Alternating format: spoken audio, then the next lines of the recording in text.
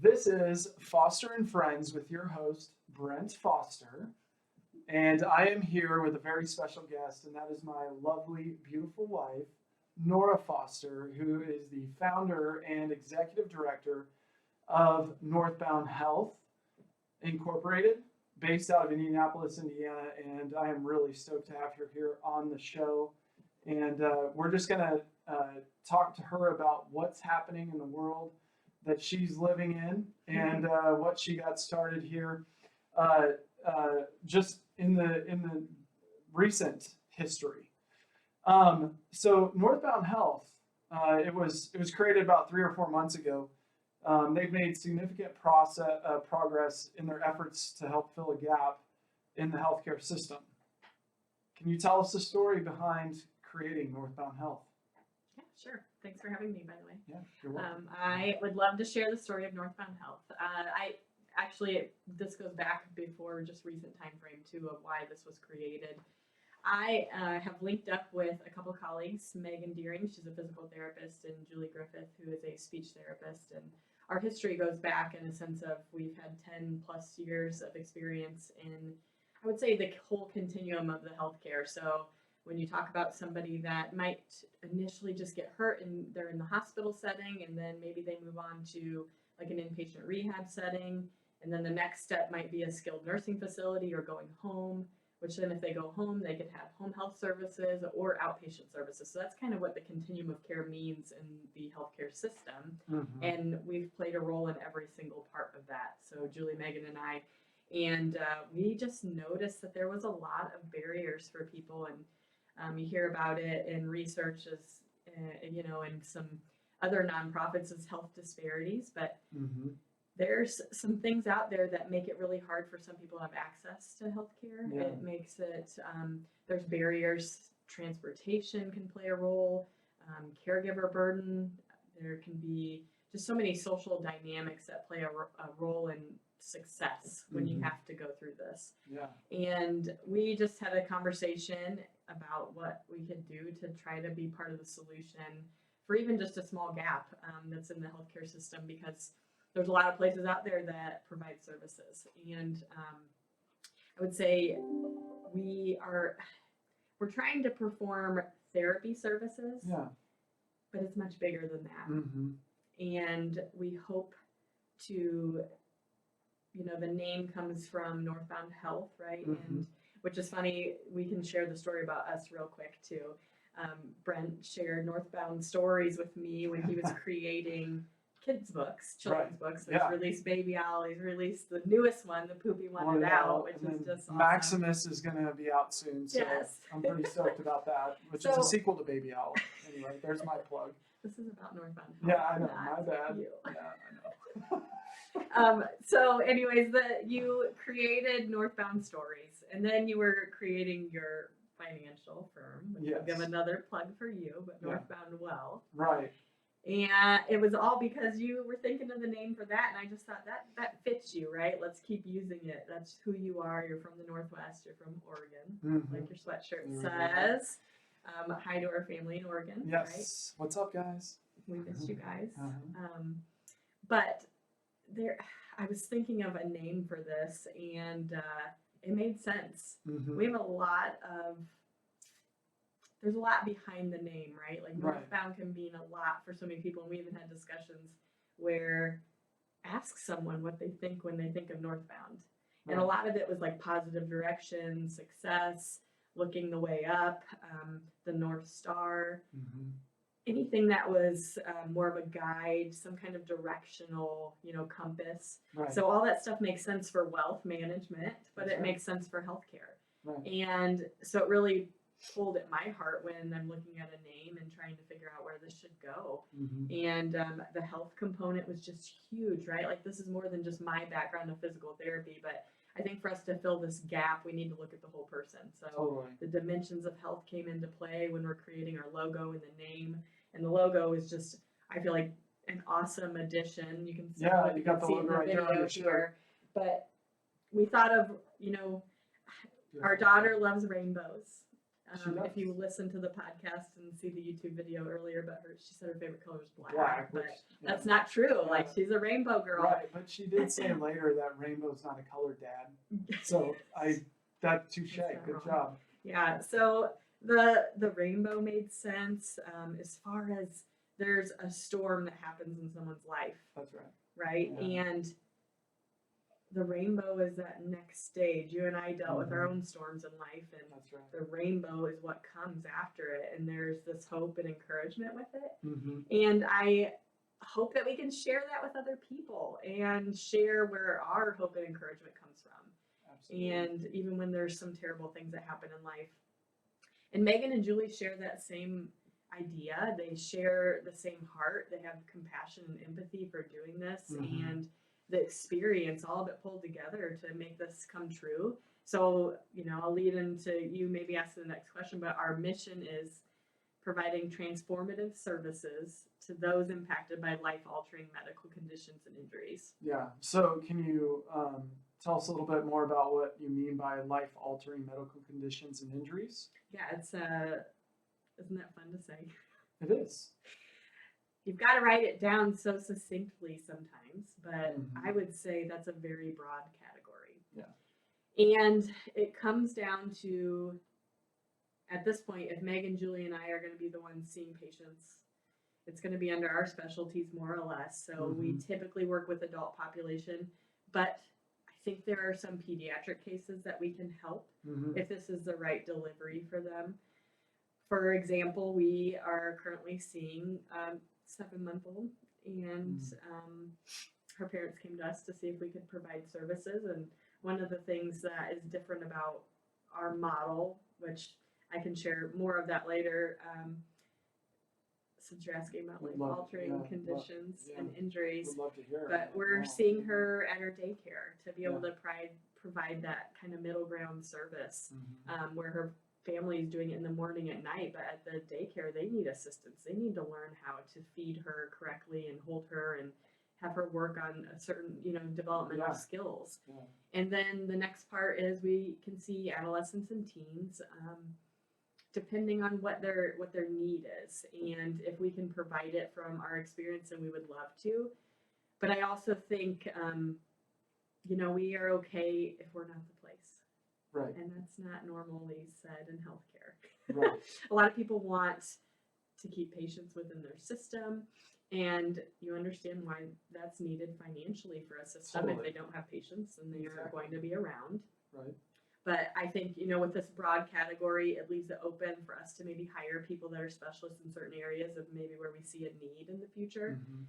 Other patient population that we might be able to see are geriatrics, that older folks that might have had a stroke, maybe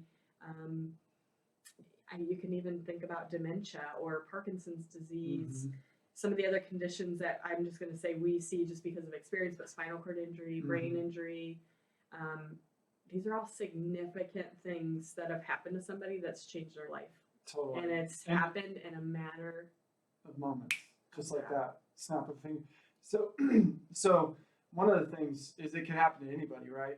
Like, and it happens so fast. So, that's the one thing that I think, hearing all the stories over the years, being married to you, and you kind of sharing some of that stuff with me, it's like, man, never going to get up on a ladder to clean a gutter, never going to cut trees down again, probably not going to jump on a motorcycle and maybe, jump on a bull in a rodeo or something like I did back in college. That's just nuts, because or you just won't tell me. Or maybe it's as simple as, stepping off the sidewalk and not landing right. I mean, there are just so many tragic stories that I've been just accustomed to hearing that it makes me wonder about, like, everything, really. It's like, God, you're just like one moment away from an injury. And unfortunately, everything is great in somebody's life until it isn't. Yeah. And it happens, and it impacts not only you, but it also impacts the family and husband, wife. When you got to care for somebody full time, it's a dynamic that not everyone is prepared for. Mentally, physically, relationally. I mean, all the aspects of life have changed, and especially financially. That's one of the things too that doesn't get discussed a whole lot is the financial impact of somebody if they don't have proper insurances in place that to take up disability, to help with disabilities and things like that. It's a significant burden. Mm-hmm. So what you're doing and what you're focused on is wonderful and excellent, and I'm really excited about what you're doing. Yeah. So I would like to kind of talk through, you know, you said it can happen to anyone and it can happen in an instant, and I think it seems rare to some. mm-hmm. To us, it seems different because that's my life, and that's where I've been engaged in the medical community for, 10 plus years. But the statistics are also there in the state of Indiana. There mm-hmm. are a lot of people that have suffered some major events or medical, things that come up all of a sudden. Mm-hmm. And I think what I've seen recently in 2021, it's probably close to like 14 or 15% of our population in Indiana has a disability, whether that be a mobility where they can't walk, or it's maybe a speech or a cognitive disability. Mm-hmm. It could be an intellectual disability. And 15% is a pretty big number. I think it's over 1 million. That's a lot more than I thought. Hoosiers that have a disability, and then you think through the numbers there. And to me, I'm wondering about, when you think of starting a business, are you going to have the clients? Are you going to have the patients? Right. And this is the thing that I hate to say, but yes, right? Like Right. there are a lot of people that need help and are looking for help and looking for services. Mm-hmm. So why not add another one that could just complement what's already going on? Yeah, and I thought that number would be a single digit number, not a double digit like 15 or something. And that's just the state of it. COVID's made it worse, right? Like think about that. Like I think I was looking at statistics from just a couple years ago too, and it's gone up by a few percent, mm-hmm. and that's huge. Yeah. And what goes along with all that too, the COVID-19 pandemic, you have mental health issues that are Big time. being brought to light, but the mental health issues have always been with this population that have been disabled, right? Oh, totally. But I don't think that's ever been brought to like this prime awareness. Like when you think of mental health, I don't think people immediately think of physical disability, but that's one of the risk factors for this. Exactly. Right? Right. So yeah, can you imagine? That's what, we talk about, but people always say, I can't imagine this. I couldn't imagine being in that mm-hmm. position. Mm-hmm. Well, you can't. And that's why it's hard for people to put themselves in the shoes of these people that we're trying to help, because they can't imagine where one side of their body doesn't work anymore. Exactly. They can't imagine where they're paralyzed from the waist down. They can't imagine maybe where they're paralyzed from the neck down, right? Mm-hmm. And that is a huge thing that affects all of your life. Right. And then on top of that, and sorry I get very passionate about this, but think of all the medical complications that become because of that. You're not moving around. So then you just sit there because you don't have the energy or you don't have the capability to even mm-hmm. get up and stand. Right. And then that leads to a lot of other issues. Things that you don't want to see and don't want to mention. But when you talk about pressure ulcers, or you talk about diabetes happening because of lack of, activity, mm-hmm. there are so many things that just keep piling up for these people if they don't move, if they're not active. Right. And physical activity is great for mental health. Yeah. So there's solutions to some of these problems by getting therapy. So that's the other thing that I'm trying to bring to light. I know that it seems like it's just therapy, it's just PT, it's just OT, it's just speech, but there's a way bigger thing to think about than just like it's just therapy, where everybody just immediately goes to this idea that I tore my ACL, which is why I started in therapy, right, and went down that road. I tore my ACL, went through PT, and thought this could be fun. It seems like it's a laid back environment. mm-hmm. I get to work out. I get to have people work out. Exactly. Why not get involved in that? So. Yeah, even being healthy and not having an injury, you and I going through COVID and the pandemic, I mean, yeah, we certainly drank a little bit more. We dealt with our stuff a little bit more, and it's, I mean, it's just being honest and transparent about it. And there's when you have a national shutdown and you're spending 6 weeks at home and kids at home and everything else. I mean, I can't imagine that population having to go through a lot of that as well. Yeah. And then not necessarily, how important it is to work out. It contributes to how we feel, and then mental and physical health is hugely important, and then nutrition from there. So For the population that's in a situation like that, what you're trying to address, it's imperative that they get moving, that they stay up and positive and around other people. They're going to offer support, and and it's not just a whole rah thing, but just a support to be like, hey, how you doing? How, let's go, let's do this. You can do one more. Hey, how about just that type of thing, and seeing other people that actually care about their situation and will do it for the long run. From what it sounds like. So what about those people that can't get to those group situations or be involved, right? So again, part of our mission right now is we're going to be going to the patient. And that's really rare, other than you have the home health. Right. That's the only thing I know about. You have home health that goes into the home, and they have a goal of just trying to get them better for that next step. But the resources aren't always there because it is so difficult to put this all together for a patient. And to then bring, transportation, for instance, you might be able to give them a number to call to set up a ride, but then they don't, that therapist has no idea how to then help them in the future when they actually take that ride, because they're not working with them anymore. And that person takes that ride to an outpatient therapy and they wait there for 8 hours, right? This is what's happening. Stories. 8 hours. Can you imagine sitting in your wheelchair for 8 hours in a clinic where you really don't have caregivers? I can't imagine. Right? That's what everyone says. I can't imagine. And it happens all the time, these kind of things. Yeah. And it's sad. So, it is. Yeah. So why not be part of the solution is my thought. This can be an undertaking, but I want to help people. I think you're going down the right path and being part of the solution and the long-term one too. So I'm really excited about that and what you're doing. It's awesome. Now I'm going to kind of shift gears here to something like you're talking about going into people's homes, visiting them, and I had the privilege of hooking myself. Well, not myself. You did it. You hooked me up on a VR system, and I was fascinated by it. I was like, hopefully not knocking anyone over or punching something that I shouldn't have been punching, but I had a lot of fun. It was neat trying to catch something, some log being thrown at me or something. Can you share with people some of the types of unique therapies that you're using, like a VR system and that type of thing? Yeah, so the services that we're going to offer right now at the start is physical therapy, occupational therapy, and speech therapy. Got it. PT is going to focus on mobility, function, think about just those typical strength, range of motion. But then we thought, okay, if we're going into someone's house and they're stuck there, one, it's convenient for them. So if you end up checking our website, you're going to see some of these things of why we're doing what we're doing. It's convenient for this patient to have us come to their home.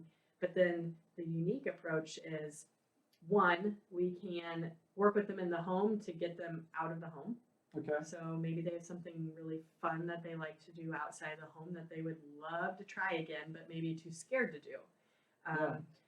There was an example recently where somebody has a Peloton bike, and they had a brain surgery that left them where they didn't have balance, they didn't have strength, but they got home, and Megan, our therapist, went over to her house and said, why don't you jump on the bike? And she had no idea that she could jump on the bike because nobody really talked her through that, because nobody really knew her environment, because she didn't know what to share with the therapist she was seeing outpatient. And Megan was just doing this as a pro bono service, just to go help her friend out, and was able to give her this kind of step towards her old self, right? To jump on a Peloton bike again made her feel normal versus going to a therapy clinic and jumping on a bike. Totally. Right? And she had it right there in her house. Yeah. So we've got the convenience, we've got this unique approach where we can end up going from, maybe a workplace situation too, where somebody needs to learn how to do this again. Or I have given examples before, but with Julie, she wants to do a lot of group therapy. That's not reimbursed by insurance, but she can end up getting, it's reimbursed by insurance. Sorry, it's a big, complicated situation. But she wants to be able to provide this maybe group setting to where people that have had issues with talking and communication because of a stroke or some other diagnosis, where you get them together and you get them to work together and learn together and maybe find different ways to figure it out and communicate. And you could go to a coffee shop and do therapy with somebody. That's a really cool idea, isn't it? Sure. There's a few of these kind of therapies around. Right. And so I can digress all the time. No, on no, no, this, and no. I'm sorry. So other So like the equipment that we're using in physical therapy is virtual reality. Mm-hmm. So we're bringing it to somebody's home. Maybe they don't want to be at home, and they would love to get out. Well, let's throw them in this immersive system. Yes. The one we're using is by Real Systems, and Okay. they've been an awesome just partner for us since we've gotten started, and have given us a lot of support as we've gotten going. We've been able to but they've been able to go with us to the clinic and demo it, and go to patients' homes and demo it with them. Mm-hmm. And we've learned how we can incorporate it into this. We have electrical stimulation, and that's something unique to many outpatient therapy clinics. Yeah, so It's not something that can be easily traveled with, but thankfully Restorative Therapies has worked with us to make this possible, which is really cool. That is really cool. That's a great partner. Yeah, that's yeah. awesome. And then occupational therapy, we're going to have in January.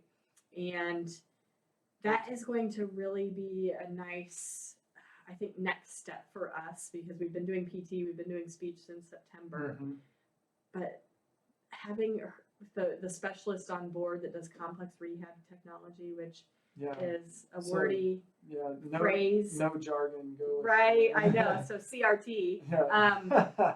And hopefully she won't mind me calling her out, but Alyssa Mehta is the OT that's been around in the hospital systems that, she's seen it all too.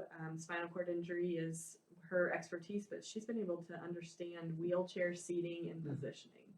And that is a common term in therapy, but think about that for just one moment, where somebody is trying to become independent, but they may not have function in their legs, may not have function in their arms. Yeah. How are you going to get somebody to move from one place to the other? It could be their caregiver, but doesn't have to be an option anymore.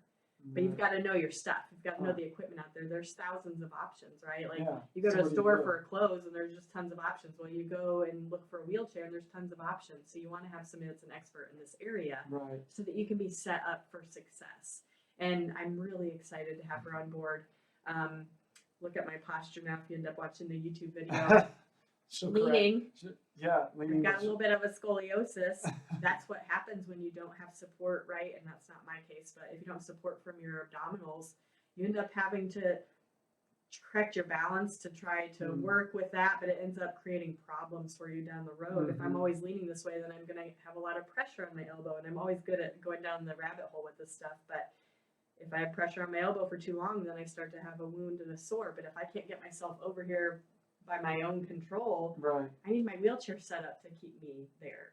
I see. And, so posture is huge with that, and it can help with preventing wounds. It can help with all these big complications that happen if you get in the right equipment. So really, this is just awesome to have somebody that's an expert in this area on our team. And then Julie with speech therapy, same thing, language, voice, communication, swallowing, and even cognitive type of work that she's doing. And she's got a great background.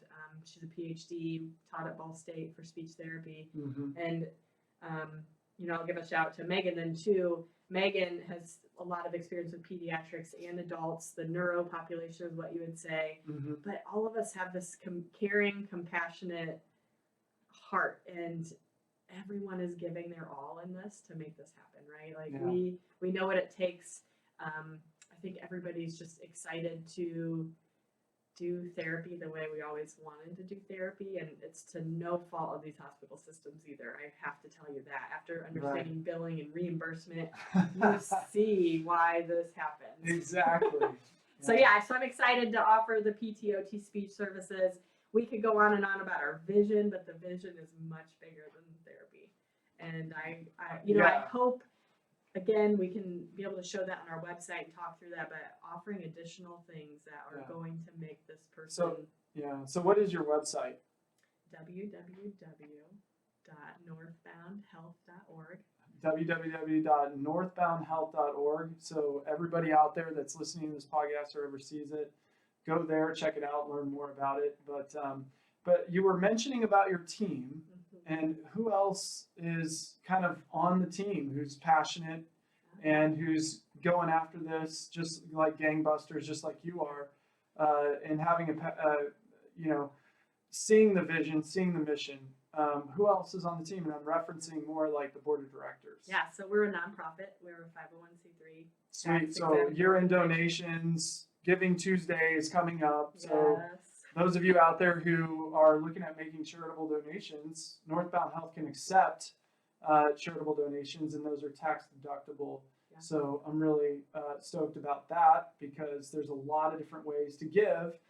And what Share. Oh, well. And I believe you can go to their website, right? You can go to www.northboundhealth.org to give and donate. But there's ways that you can do that. There's charitable advised funds that if you do have one of those, you can certainly make a donation via in-kind transfer, stock transfer, or make a donation via cash. Also, an interesting fact is that a lot of people, like 30% more, tend to give in the last month and a half of the year. Everybody's looking at the holiday season as a giving season, and so it's exciting to be able to see that happen. Mm-hmm. Okay, it helps nonprofits get off the ground, helps them be sustainable. Which I think one thing that I would just love to shout out to. Yeah. I know that it's going to sound like we're always begging, but there's a real reason why we're begging. We're trying to cover the cost of what this really looks like, but you can always be a recurring giver. So think about how much you spend on a bill per month for your phone, right? Yeah. Or something else. I mean, we just Netflix. We had Sirius XM or whatever. And Sirius. it's like you're spending $25 on that just to Yeah. have a couple extra channels. Or I mean, we're mainly using Apple Music, which is another monthly fee, right? Exactly. So it adds up. Why they all add not up. take this little bit of $25 a month? Yeah. Give it to a charity. And if it's Exactly. not ours that you associate with, these other charities would be thankful to have Absolutely. the funds to be able to try to keep furthering on their mission. Right. Because being a nonprofit just means that, hey, we're trying to do good for the public. We're trying to do good for the community. So this brings me to my other point of this is more than me being what is the so-called executive director right now. This is more than Julie and Megan teaming up and helping me create this. This is for the charity or for the community. So the community owns this, right? Right. So you have to have a board of directors, and I don't think a lot of people understand that. Yeah. And that is huge to have the right people on your team that care, Mm-hmm. and then also have experience in other areas to help further this along. So I'm really thankful for the board that we've started out with. I've got Jim Hines on there, and he knows way too well what this means. He's a caregiver for his wife. Yes. She had a few things happen in her life that have made mobility really hard for her. Not that she can't walk completely, but it's difficult. It's hard, and it leads to a slew of other, issues. And he's seen it, and he sees what that does. And he also has just a really great background to help us. He's president of Epic Insurance Midwest. And, he's been able to lead a team, and I think he's really working together with me. He's our board chair right now, and he's able to give me some guidance too on how this works, because I'm going to need it being a physical therapist. I've learned a lot, but obviously I've got some limitations myself and just learning along the way. Sure. But the team, right? The team is who's supposed to help. So then the other teammate that I have is Ariel Jefferson. Yeah. She does compliance. Yeah, she's a friend of ours, and she does compliance. And she will help us hopefully lower risk and liability doing this, because healthcare isn't easy, right? Right. And you've got to follow rules, and you've got to know that you are foundationally set to make this work well and to do it safely. And so helping with policy and procedures, all that fun stuff that's very, very necessary. And the other teammate we have is our neighbor, Tony. Yeah. Tony Avellana. I don't know how He's to a good say dude. his last name, but he's awesome. We get to have, a couple drinks with him and his We wife do, yeah. occasionally on the weekends when we can get away. We've got a 2 and 5-year-old. You mean and their kids, because they've got a bunch of kids and then the dogs. Yes. So the dogs are great.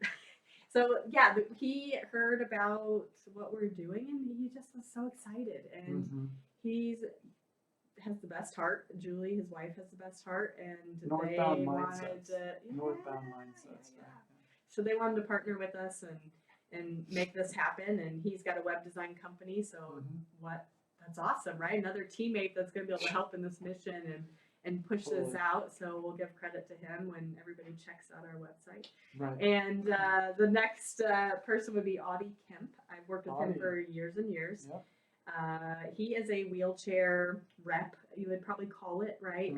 Sells wheelchairs or helps with modifications, wealth of knowledge. He's an assistive technology professional, so an ATP, which goes along with the CRT, the complex rehab technology. But he is an expert and a specialist, so he knows that world so well too, to be able to give input. And he's got a lot of experience doing even just like adaptive sports. And I think he'll really kind of help with that area of progression for us. And the last person, who also is very knowledgeable, and I'm just so excited to have her, but she has helped with the IUPUI's adaptive fitness programming. And her goal and mission in life is to help with disability inclusion, really. Like, people deserve to be able to have access to fitness. For sure. And you can't always just go to an LA Fitness. And I don't know if a lot of people understand that, but it's pretty rare seeing somebody in a wheelchair go to an LA Fitness or a Planet Fitness. I know Planet Fitness is really kind of changing their tone and trying to help with some of the disability inclusion. But I think, partnering with her in this area is just really a really nice way to hopefully help with the vision planning and the strategic planning too. So I've got a great team. We will always be looking for board members. So if there is any interest too, we want people that are interested in the mission, and we want to use their skills for the purpose of helping others, right? Right. So the community. if people are willing to volunteer some of their time, energy, effort to further along this mission and vision, gosh, contact me, right? Yes. We can have a conversation and see where this goes. Yeah. So thanks for asking about the board. I'm glad that you did, so that we can give them credit for what they've done so far. Absolutely. And I bet a lot of their bios will be on the website and stuff like that, so people can check that out and just make sure that they're in the know instead of not. So, one of the questions I have is, there's a lot of therapy clinics within the hospitals and standalone, almost on every corner, literally. Like, it's pretty amazing. Why is Northbound Health different? Like, what really sets you guys apart? We've mentioned a few things that, again, unique approach. So we go mobile with the therapy services right now, and meeting people where they're at. It's not making them come to us, right? Or like forcing them. Well, not even forcing, but just a matter of, we're only here in this location. You've got to get to us. Right. Whatever that takes in your background, you've got to get to us at the right time. So you would understand that somebody might have a urinary tract infection that makes it really hard for them to get out. That might not be the best option for us to go to their house, but we can still maybe work through some things with them at that time, right? Yeah, to get them healthy. Yeah, or maybe their spouse is full-time caregiver for them and exhausted, and it's really hard for them to get them set up, get them out of bed, get them changed, help somebody with, just these basic living needs, feeding someone. I mean, I know that like to have to hand feed a significant other, that is so tough and not recognized as like being a hero, right? I mean, you're talking about people that are laying down their lives for another person too. That's right. But it comes at a cost. And I want to recognize this for both parties, right? Like, it's not just the patient, it's the family members, it's the caregivers. Like, you want to make this work. And so that's another part of our approach, is wanting to help them. Help the caregivers, but help the patient, help the family through this and provide some direction and resources. Yeah, resources. That's great. Yeah. And then the other pieces of where we're going is, we're trying to make this as affordable as possible. Yeah. Therapy is expensive. I've learned a lot in billing for this. So what you guys probably don't understand is, you're going to see a bill after therapy and you're going to think, wow, they charge this much, but then insurance only pays this much. Right. So Reimbursements rates are low. who knows why everybody does that? There's a lot of reasons, and that could be a whole nother podcast in and of itself. Blog post, webinar, who knows? Yeah. But you've got these really high costs to healthcare. You've got experienced professionals with doctorate degrees. Not saying that we need to get paid, top dollar, but you still have to pay for some of what you're worth as an experienced professional. But think about people that are specialized and have the ability to provide some really good care that could also, the cost is expensive. So if we can get as affordable as possible, if we can get significant help from the community, right, that can in turn make us more affordable. Yeah, being a certified professional is a big difference. Yeah. In the level of care that you're providing and the type of therapies that you're providing. So So therapy services, and then holistic is going to be another word that we're going to throw around, but it doesn't I was going to ask you about that. The holistic approach.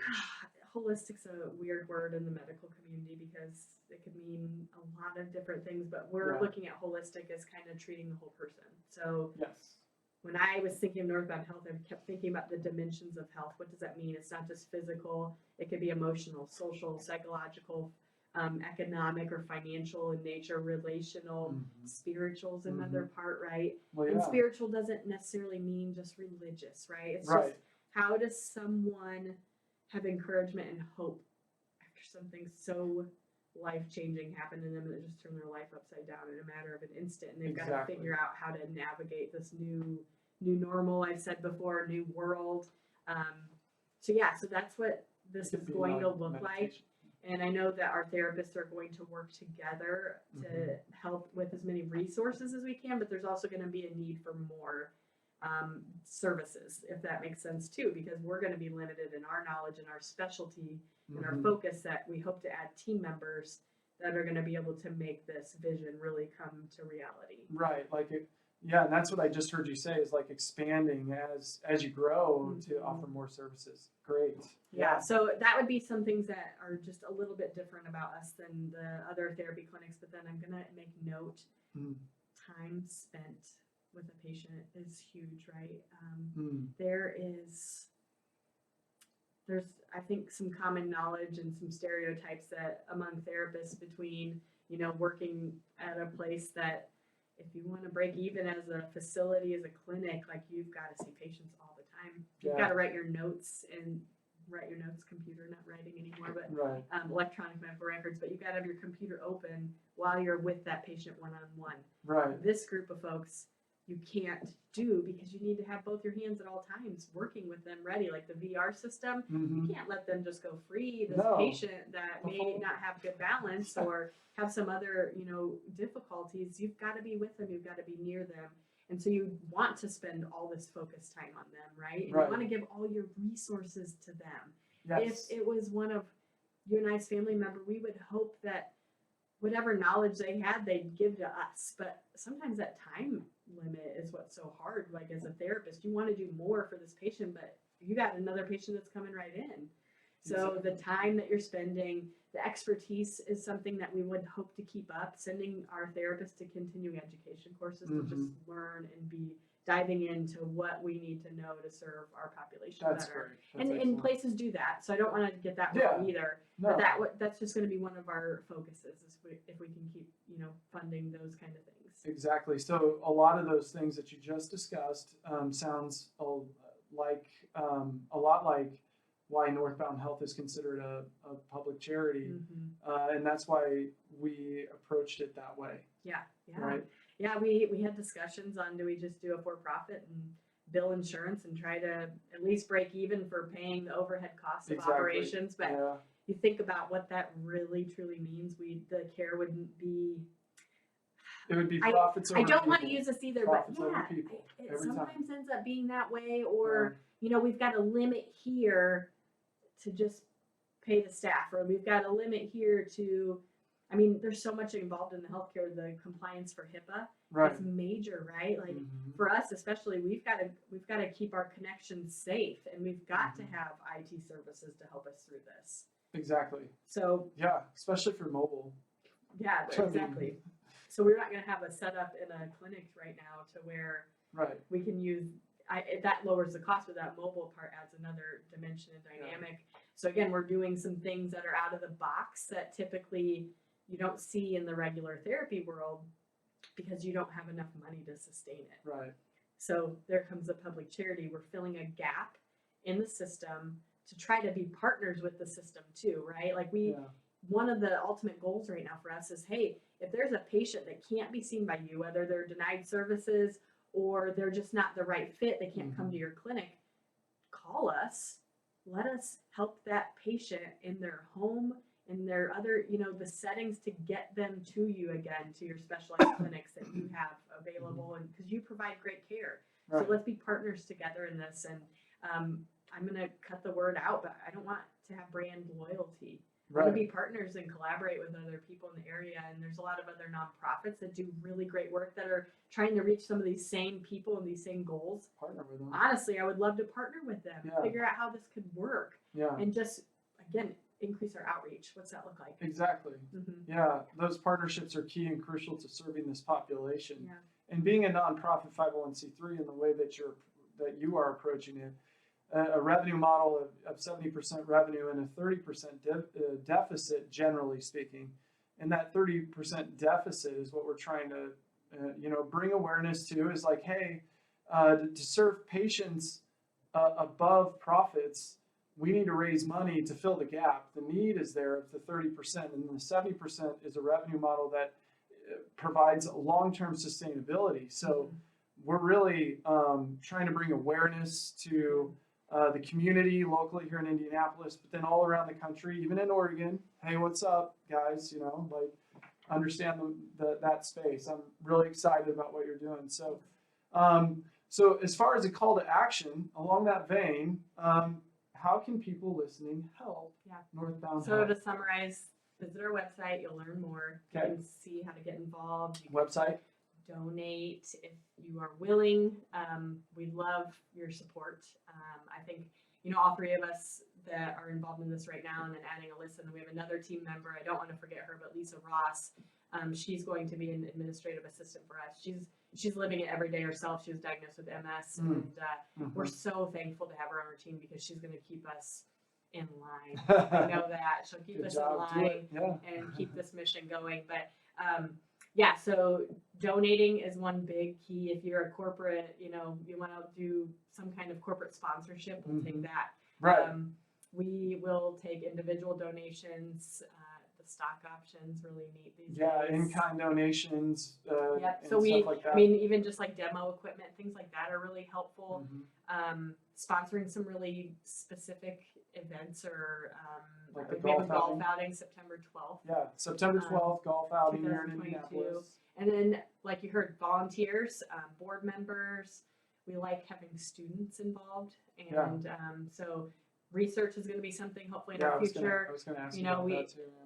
You've heard some of my thoughts on research, when we talk at home, and it's a big part of this to have some numbers to what we're really trying to show and push out further. So lots of ways we can get involved with the community and hope that we can establish some great partnerships and see where, if this can go to further the solution to this problem, these problems, right?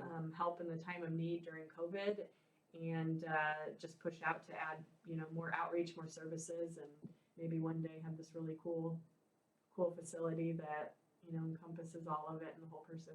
Yeah, the collaboration is huge, and partnerships is huge. So, hey, with that, thank you for coming in, spending the time with me and on the show Foster and Friends, and I'm excited to maybe interview you again here in like 6 months or so, and then also maybe get some takes from Megan and Julie. Yeah, I think would love to talk to your teammates about what they're up to and what they're doing as far as Northbound Health is concerned. So you guys out there, follow Nora, the story, Northbound Health, Julie, Megan.